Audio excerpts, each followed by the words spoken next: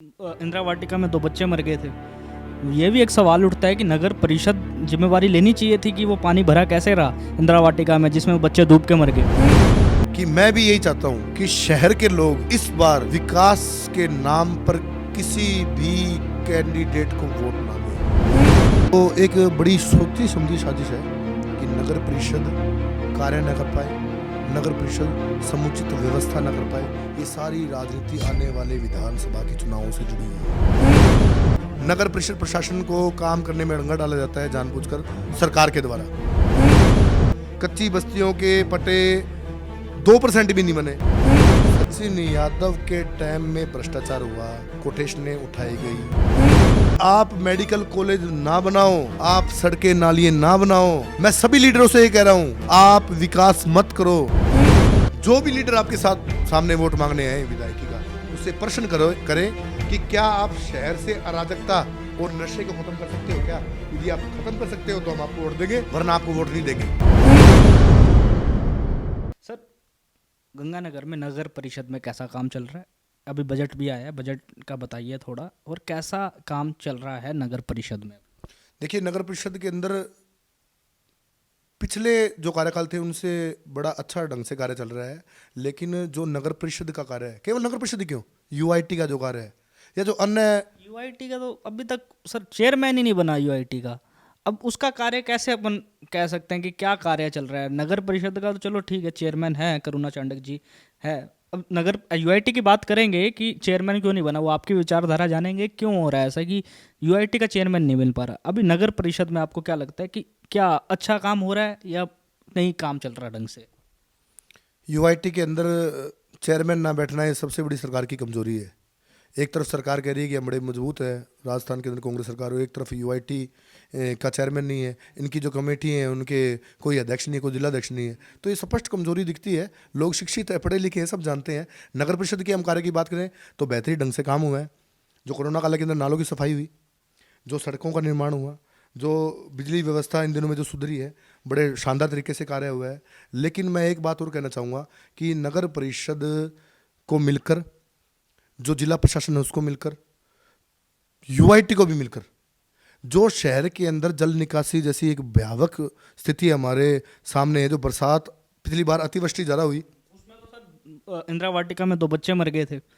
ये भी एक सवाल उठता है कि नगर परिषद जिम्मेवारी लेनी चाहिए थी कि वो पानी भरा कैसे रहा इंदिरा वाटिका में जिसमें वो बच्चे डूब के मर गए, पर नगर परिषद ने ऐसा कोई सख्त जिम्मेवारी नहीं ली। मैंने इस पे अध्ययन किया था। आपने जल उसकी बात की, तो सर ये भी एक कमजोरी है नगर परिषद की। बिल्कुल। अतिवृष्टि जो होती है, जो प्राकृतिक आपदा होती है, उसके ऊपर किसी सरकार का, किसी प्रशासन का, किसी कर्मचारियों को बस नहीं चलता। गंगानगर के लोगों ने नहीं सोचा था कि कभी ऐसी बरसात आ जाएगी। भयानक बरसात आई। मैंने मेरे खुद के, हमारा जो पुरानी आबादी डूब गई थी, हमें 54 दिन लगे थे पानी निकालने में। अब बात आती है इंदिरा वाटिका की, तो कहीं ना कहीं वो यूआईटी से भी संबंध रखती है। तो आरोप प्रत्यारोप लग रहे हैं, पर सर ये दिक्कत थी। मुझे कोई भय नहीं है स्पष्ट बोलने में। नगर परिषद की कहीं ना कहीं खामी रही कि वो जो पानी है वहाँ पे 10 दिन 15 दिन तक वहाँ पे रहा। अगर वो पानी निकाला जाता तो निश्चित तौर पे 2 बच्चों की जान बच सकती थी।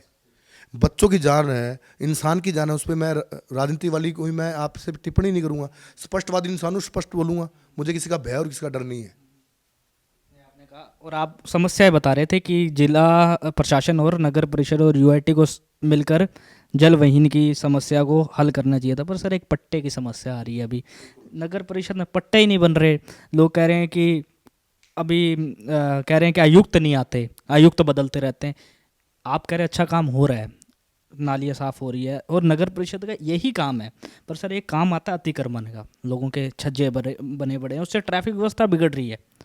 ये सवाल उठता है कि नगर परिषद में 8 साल से चांडक परिवार के ही सदस्य हैं। पहले अजय चांडक जी थे, आज करुणा चांडक जी हैं। ये समस्या क्यों नहीं हल हो पा रही? देखिए, मैं एक बात जानता हूँ, शहर को, किसी भी शहर को, कोई भी नगर पालिका, नगर निगम, नगर परिषद, यूआईटी तब तक नहीं सुधार पाएगी जब तक कि शहर का प्रत्येक नागरिक जिम्मेदारी से अपने कर्तव्यों का निर्वहन न करे, अपने कर्तव्यों को माने ना, अपने कर्तव्यों का पालन ना करे। आज शहर के लोगों को, पहले सफाई व्यवस्था क्या थी, आज शहर की सफाई व्यवस्था बड़ी शानदार है।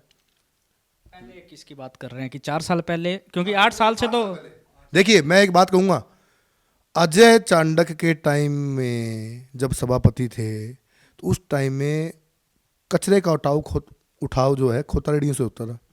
लेकिन उनके कार्यकाल में जैसे ही ट्रैक्टर ट्रॉलियाँ आई और शहर के अंदर जो मौके होते हैं, मौके इट मीन्स शहर के अंदर ही, बाजार के अंदर ही कहीं ना कहीं एक ऐसा स्थान चुन लिया था जो वो गदा रेडी जो थी वो कचरा डाल के लाएगी और उस शहर के बीच में एक मौके पे डाल देगी। फिर उस मौके से 2-3 ट्रालियाँ होती थी, वो LT के द्वारा उसको उठा के और वहाँ पे कचरा पॉइंट तक भिजवाया जाता था। लेकिन उनके कार्यकाल में 67 कचरा पॉइंट शहर से बंद हुए। खोतारेडी के स्थान पे कहाँ जाता है कचरा? अब कचरा 8Z जाता है। हाँ बिल्कुल, डंपिंग स्टेशन वही है। सीधा कचरा उठाव होता है ट्रैक्टर ट्रॉली से। 65 वार्डों के अंदर 73 ट्रैक्टर ट्रॉलियाँ हैं जिसके अंदर बाजार एरिया के अंदर घर से सीधा कचरा वहाँ जाता है, वो अब किसी पॉइंट पे नहीं रुकता, सीधा संग्रहण होता है। और उसके अलावा ऑटो भी चल रहे हैं जो सूखा कचरा लेते हैं, और जो नालियों का जो हमारी सिल्ट है जो रोज़ निकाली जाती है उसको ट्रैक्टर ट्रॉलियों के माध्यम से। प्रश्न आपसे इसलिए पूछा क्योंकि दिल्ली में MCD चुनाव कचड़े के पहाड़ पे हुए हैं। अरविंद केजरीवाल जी कह रहे हैं कि हमने कचड़े के पहाड़ जो बने हुए हैं उसको हटाएंगे। क्या जहाँ पे कचरा जा रहा है इसका क्या, इसके बाद में क्या होता है? क्या वो कचरा पड़ा रहता है? क्या क्या क्या यूज़ होता है उसका? बड़ा ही संवेदनशील प्रश्न आपने किया है। नगर परिषद प्रशासन में आयुक्त के बार बार बदलने से आज तक जो 8Z के अंदर जो बार बार आंदोलन और धरने प्रदर्शन होते हैं, वहाँ के किसान भाई करते हैं कि हमारी खेती खराब होती है, हमारी खेत में जो है वो कचरा आ जाता है, या जो नज़दीकी कॉलोनियों वाले हैं वो परेशान है। नगर परिषद प्रशासन और जिला प्रशासन, नगर परिषद के अंदर आयुक्त सही ढंग से सीट पर नहीं बैठने से, अब जो विश्वास कुदारा जी अब है वो एक तरीके से कार्यवाहक आयुक्त ही है, उनके कार्यकाल में तो काम हुए हैं। लेकिन जो पहले थे, सचिन यादव जी आए, उन्होंने इन चीज़ों पे ध्यान नहीं दिया। उसके बाद अन्य आयुक्त आए, उन्होंने ध्यान नहीं दिया। उसके बाद हमारे कपिल यादव जी आए, वो अब लंबी छुट्टी पे चल रहे हैं। तो एक बड़ी सोची समझी साजिश है कि नगर परिषद कार्य न कर पाए, नगर परिषद समुचित व्यवस्था न कर पाए। ये सारी राजनीति आने वाले विधानसभा के चुनावों से जुड़ी हुई है। कौन कर रहा है ये साजिश? कैसे? ये देखो, आपको सीधी बात है, चांडक जी और गौड़ साहब जी, इनके बीच में 2 गुट बने हुए हैं जो पूरे शहर में दिख रहा है कि दोनों एक कांग्रेस में ही हैं पर एक दूसरे का विरोध करते हैं। हमेशा आयुक्त की बात आती है, कमिश्नर क्यों नहीं टिक रहे नगर परिषद में? क्यों? आम जनता की समस्या है पट्टे नहीं बन पा रहे। क्यों? क्योंकि वहाँ पे आयुक्त नहीं है। कहते आयुक्त आते हैं 30 पट्टे साइन करके चल जाता है, बाकी के वैसे रह जाते हैं। क्यों हो रहा है ये सब और क्या साजिश है? देखिए, पट्टे वाले मामले में मैं आपको बता दूं कि जितना टाइम विश्वास गुजारा जी बैठे, उन्होंने कार्य किया और पट्टों के कार्य में तेजी की। सचिन यादव के टाइम में पट्टे नहीं बने, उसके बाद एडिशनल चार्ज आ गया था, वो विवादों में चला गया क्योंकि हमारे पार्षदों ने धरना लगा दिया कि हमें स्थायी हमारा आयुक्त मिले। मैं आपको एक बात क्लियर कहूँगा कि मैं इसके अंदर जो शीर्ष पे बैठे हुए हैं, मुख्यमंत्री अशोक गहलोत जी, CID जो होती है, जो हमारे अखबारों की कटिंग होती है, जो आपके चैनलों के जो इंटरव्यू होते हैं, जो आपकी खबरें होती हैं, सब पता होता है। सरकार को सब पता होता है कि किस शहर में क्या हो रहा है। मैं सबसे बड़ी उदासीनता मानूंगा मुख्यमंत्री अशोक गहलोत की और स्वायत्त शासन विभाग की। क्या उन्हें नहीं पता कि नगर परिषद में, श्रीगंगानगर जो नगर परिषद है उसके अंदर क्या हालात है? कर्मचारी हमारे पूरे नहीं है, अधिकारी हमारे पूरे नहीं है, आयुक्त हमें दिया नहीं जाता। आयुक्त हमें दे दिया जाता है तो 10 दिन अगर कोई आयुक्त रहता है तो 15 दिन उसकी तबादला कर दिया जाता है। ये खेल कोई बच्चा नहीं है, कोई भी, सब शिक्षित लोग हैं। वहाँ तो लीडरों की भरमार है। 65 जो पार्षद है वो वहाँ पे है। सबसे ज़्यादा संस्था में अगर कहीं पे किसी लोकल बॉडी के अंदर कोई संस्था है, कोई सरकारी संस्था है, उसमें सबसे ज़्यादा जो नेतागण है वो तो नगर परिषद में है। सबको पता है, मूक सब करती सबकी है, सबको ध्यान है कि क्या हो रहा है। नगर परिषद प्रशासन को काम करने में अड़ंगा डाला जाता है जानबूझकर सरकार के द्वारा। अब ये अशोक गहलोत ये लड़ाई तो अशोक गहलोत सचिन पायलट की लड़ाई से आप लिंक कर रहे हैं, इसमें गौड़ साहब की भूमिका है? देखिए सर, मैंने जब एक बात ही खत्म कर दी, मैंने नाम ही बड़े ले दिए। सचिन पायलट और अशोक गहलोत जी का एक ये दमन चल रहा है, युद्ध चल रहा है, शीत युद्ध चल रहा है। आपको नहीं लगता इससे शहर तंग हो रहा है? एक बात आपको बोली थी, मैं क्यों किसी पार्टी से विचारधारा से मेल नहीं खाता। अच्छा काम हो या बुरा काम हो, स्पष्ट बोलो। आज जो पट्टे की बात है, जो कच्ची बस्तियों में जो रहने वाले लोग हैं, वो किसके फॉलोवर जा रहा है? वो निश्चित तौर पे मैं बचपन से देखता रहा हूँ, कांग्रेस पार्टी की ज़्यादा फॉलोवर है। आज नगर परिषद के अंदर कच्ची बस्तियों के पट्टे नहीं बनते, कच्ची बस्तियों के पट्टे 2% भी नहीं बने। 100% पट्टों में 2% पट्टे कच्ची बस्तियों के नहीं बने। इट मीन्स कच्ची बस्तियों को ये लोगों का शोषण किया जा रहा है। शोषण किया जा रहा है तो राज किसका है? राज अगर है तो वो लोग चुप क्यों हैं? चुप है तो जो बीकानेर डीआरडी होता है वो क्यों नहीं संज्ञान ले रही? उपायुक्त तो यहाँ पे आए थे, उन्होंने ये बात बोली थी भी कच्ची बस्तियों के पट्टे में शिथिलता दी जाए, लोगों को भी इनके यदि कोई कागज कम है तो बनाए जाएं। अशोक गहलोत जी ये बात बोल रहे हैं, पिछले 7-8 दिन पहले ये बात बोली कि जो अधिकारी कर्मचारी काम नहीं करेगा मैं उसको नौकरी से बर्खास्त कर दूंगा। तो मैं आपके चैनल के माध्यम से ये बात बोल रहा हूँ कि गंगानगर के अंदर एक डिपार्टमेंट नहीं, केवल मात्र नगर परिषद नहीं, हर डिपार्टमेंट में बुरा हाल है।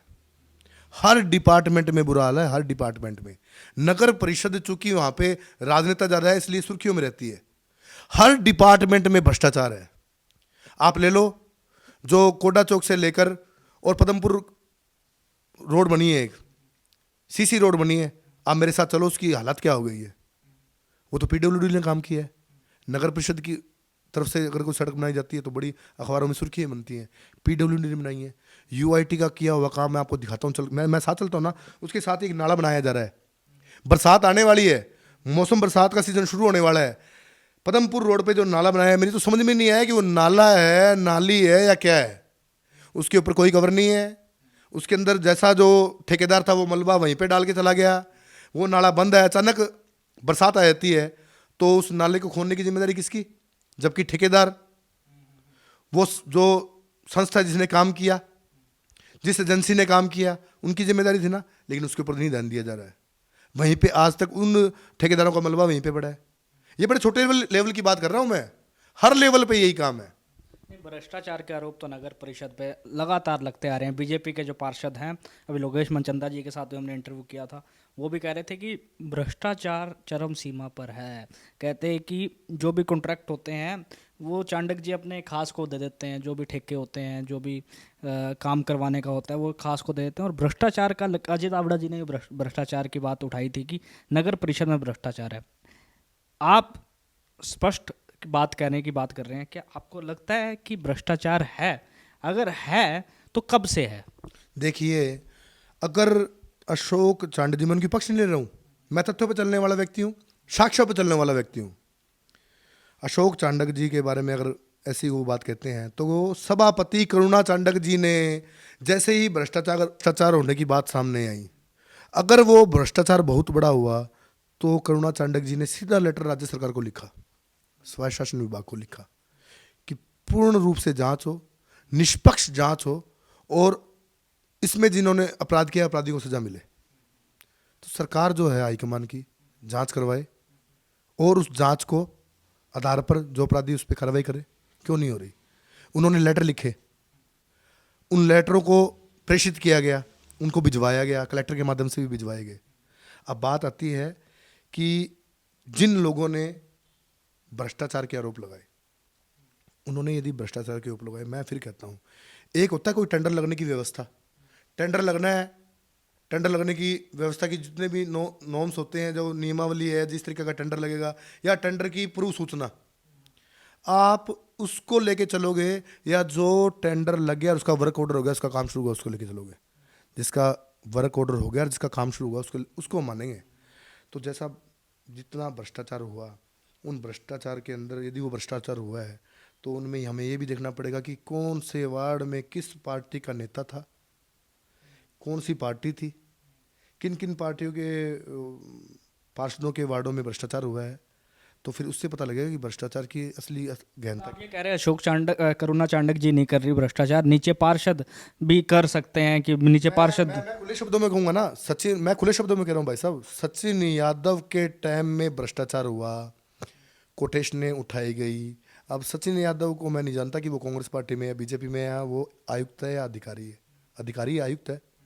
ब्यूरोक्रेसी ने बहुत भयंकर तरीके से, जो अफसरशाही उसने भयंकर तरीके से भ्रष्टाचार किया, जिसका पार्षदों को और सभापति को उन्होंने भनक ही नहीं लगने दी। और आपके ऊपर से ही हो रहा है भ्रष्टाचार। मैं स्पष्ट कह रहा हूँ ना, भ्रष्टाचार हुआ है, भ्रष्टाचार हुआ। बीजेपी जो आंदोलन कर रही है वो मतलब सही कर रही है कि भ्रष्टाचार बीजेपी ने कब आंदोलन किया? कि अभी मैं पार्षद इसको आंदोलन नहीं मानता भाई साहब। मैं एक बात जानता हूँ, आप कोई भी लड़ाई लड़ो, उसका रिजल्ट आना चाहिए। या तो आप फेलियर हो जाओगे या आप पास हो जाओगे। आप केवल मात्र एक मशहूरी दिखा दो। पब्लिसिटी स्टंट है, पब्लिसिटी स्टंट है हमने हमने स्टंट किया या नहीं किया, या हमारा मंशा भी थी हमारी लड़ाई लड़ने की भी, भारतीय जनता पार्टी की मंशा थी कि भी हाँ हम भ्रष्टाचार को उजागर कर रहे हैं, उजागर कर दिया तो उनके अपराधियों को सजा दिलवाओ ना आप। तब ये होता है कि हमने एक लड़ाई लड़ी, हमने एक इनकलाब किया, एक क्रांति की, क्रांति को अंतिम छोर तक पहुंचाया, उसका रिजल्ट लिया, चाहे हम फेल हो जाए या पास हो जाए। हम उजागर कर दें और हम शांत हो जाएं, ये बड़ी मुझे अचंभित करने वाली बात लगती है। और मेरा ये मानना है, मैं जो भी आंदोलन करता हूँ, या तो आर या पार।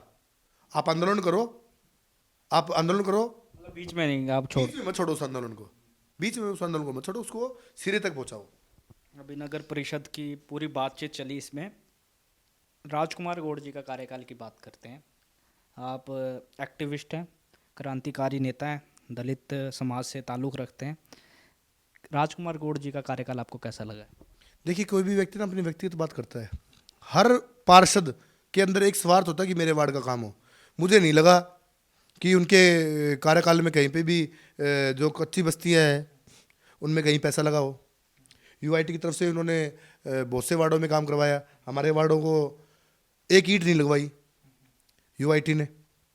अब आ जाओ आप, दो तरीके की बातें होती हैं। यदि हम आए मेडिकल कॉलेज पे, मेडिकल कॉलेज श्री गंगानगर के अंदर सोच लाने वाले एकमात्र व्यक्ति थे बीडी अग्रवाल जी। बीडी अग्रवाल जी जब ये थिंकिंग, ये सोच, ये विचार लेके आए कि हम मेडिकल कॉलेज गंगानगर में स्थापित करेंगे, उसको बनाएंगे, तब गंगानगर के मैं ये बात आपको दावे से कह सकता हूँ, गंगानगर के 90% लोगों को नहीं पता था, जिले के लोगों को भी, मेडिकल कॉलेज क्या होता है, क्या उसमें सुविधाएं मिलती हैं। एक सोच आई, एक थिंकिंग आई। उस वक्त अशोक गहलोत जी मुख्यमंत्री थे। उसके बाद बीजेपी आई, राजनीतिकरण हुआ, उसमें राजनीति खेली गई, मेडिकल कॉलेज नहीं बन पाया। उसके बाद राजकुमार गौड़ जी आते हैं, उसके बाद प्रयास करते हैं और मेडिकल कॉलेज बनता है। ये तो उनकी एक मेहनत की बात भी हम करेंगे कि उन्होंने मेहनत की मेडिकल कॉलेज के लिए। लेकिन साथ ही साथ मैं एक बात कहूँगा, मैं कहूँगा खुले मंच पे, खुले तौर पर और बेबाक, राजस्थान सरकार कांग्रेस की, अशोक गहलोत जी कांग्रेस के, विधायक हमारे राजकुमार जी गौड़ साहब जो अब कांग्रेस में ही है, निर्दलीय उन्होंने चुनाव लड़ा क्योंकि वो बड़े नज़दीकी हैं। और अशोक गहलोत जी ने बहुत बार ये बात अपने बयानों में कही है, मंचों पे कही है कि मेरे सबसे प्रिय हैं। शहर के अंदर इन दिनों में, इन सालों में जो अराजकता बढ़ी, आपराधिक गतिविधियां बढ़ी, नशा बढ़ा, मैं ये चाहता हूं कि आप मेडिकल कॉलेज ना बनाओ, आप सड़कें नालियां ना बनाओ। मैं सभी लीडरों से ये कह रहा हूं, आप विकास मत करो, लेकिन हमारी आने वाली नस्लों को और हमारी जो नौजवान नस्ल है उसको बचाने का काम कर लो।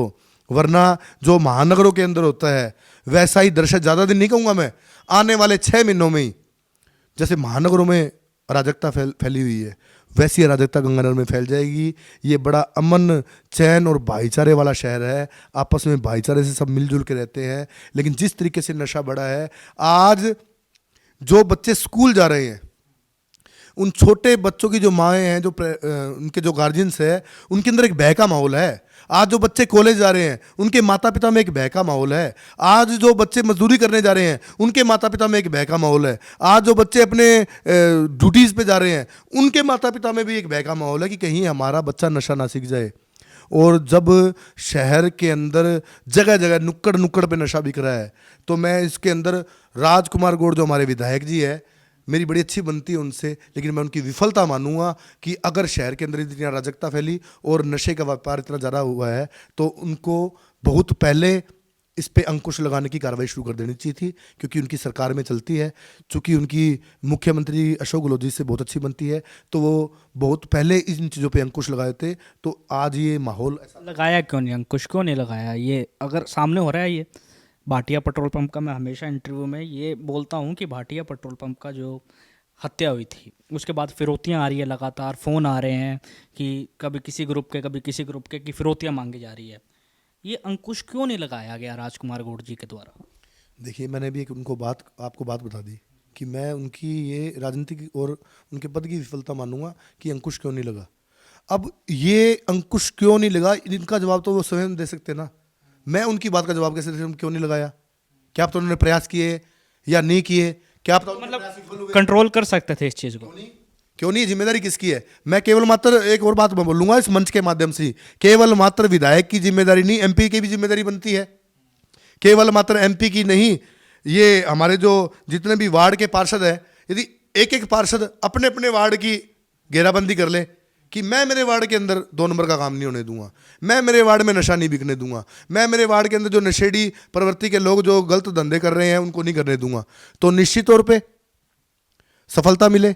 लेकिन जब हमारे शीर्ष पे बैठे हुए नेता उदासीन बने हुए हैं, मुंह पे पट्टी बांधे हुए हैं, तो एक छोटे लीडर का हौसला टूट जाता है।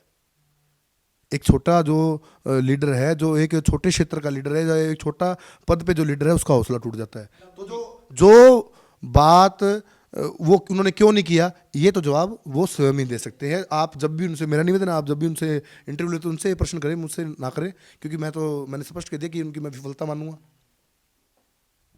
तो जैसे अब अराजकता बढ़ती है, ये एक मुझे लग रहा है कि 2023 के चुनावों का मुद्दा भी बन सकता है कि नशा और ये जो गुंडागर्दी बढ़ी है, ये अभी दिखने लग गया है कि मुद्दा बन सकता है। और सर, विधानसभा की बात आई है। मैं आपका एक मिनट का समय लूंगा कि मैं भी यही चाहता हूं कि शहर के लोग इस बार विकास के नाम पर किसी भी कैंडिडेट को वोट ना दे। इस बार शहर की जनता जितने मन सजे, आपने विपक्ष की बात की, भारतीय जनता पार्टी ने विपक्षी भूमिका निभाई या नहीं निभाई? भारतीय जनता पार्टी ने क्यों नहीं आंदोलन किया? भारतीय जनता पार्टी क्यों नहीं सड़कों पे आई? भारतीय जनता पार्टी यदि मजबूत विपक्ष की भूमिका निभाती तो जो स्टेट में बैठी हुई कांग्रेस की सरकार है वो सोचने पे मजबूर होती कि बहुत भयंकर आंदोलन हो गया है।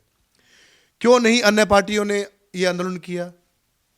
आज मैं आपके चैनल के माध्यम से श्री गंगानगर की जनता से ये निवेदन करना चाहूंगा कि आप जो भी लीडर आपके साथ सामने वोट मांगने आए विधायकी का, उससे प्रश्न करें कि क्या आप शहर से अराजकता और नशे को खत्म कर सकते हो क्या? यदि आप खत्म कर सकते हो तो हम आपको वोट देंगे, वरना आपको वोट नहीं देंगे। यदि आप ये वादा करते हो ये सामूहिक रूप से कि हाँ मैं चुनाव जीता हूं तो मैं नशा और जो अराजकता है वो शहर से खत्म कर दूंगा, तो उस कैंडिडेट को आप वोट दें। और ये स्पष्ट ये बात बोले, आप डरे ना। जनता का क्या सिस्टम होता है मैं आपको बताऊं मेरे भाई। आम जनता क्या है? आम जनता अपने काम से मतलब रखती है। आम जनता का कोई मतलब नहीं होता कौन चुनाव जीत रहा है कौन हार रहा है।